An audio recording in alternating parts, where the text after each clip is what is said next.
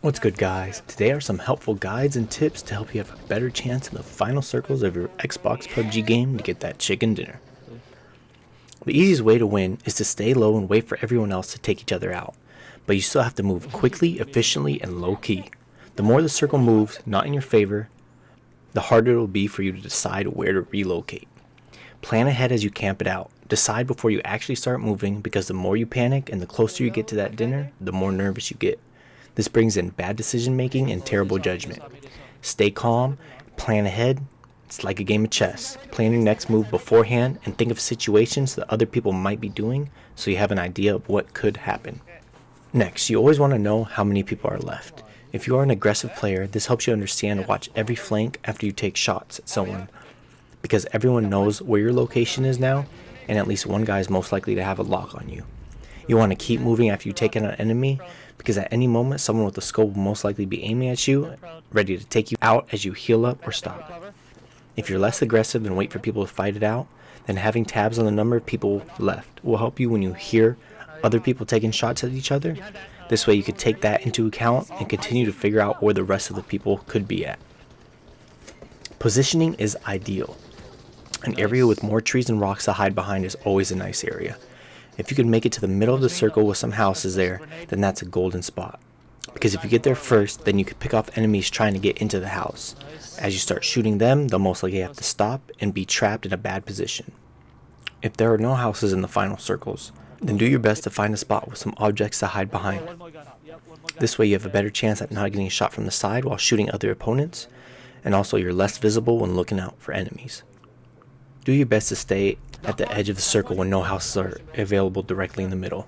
This way you won't get pinched from multiple enemies on the edge. The more you could work the edge of the circle, the easier you could scan for opponents in front of you instead of opponents in every direction. Most people like to move at the edge of the circle where the white is closest to the blue, so keep that in mind with your decision making. Keep your eye out for camping enemies at all times. If you think you're headed to a decent wooded area where there has been zero gunfire, then look out for bushes and guys prone.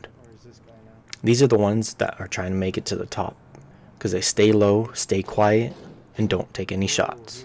And if they see you stop or slow down, they will take you out, so do your best to stay moving or be aware at all times.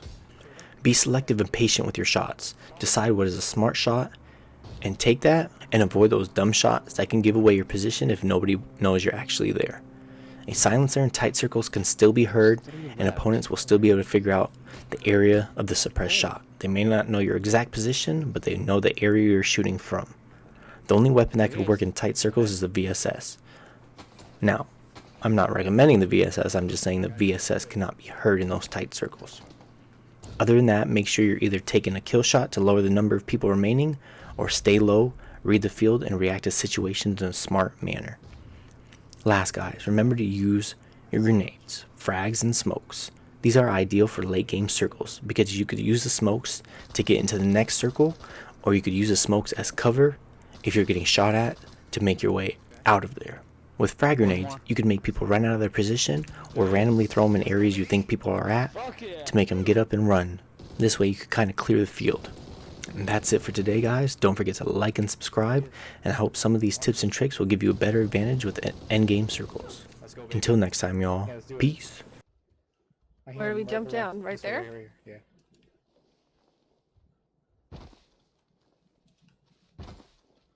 Almost shot you. Injured me. Here he is. He was looting. Yeah.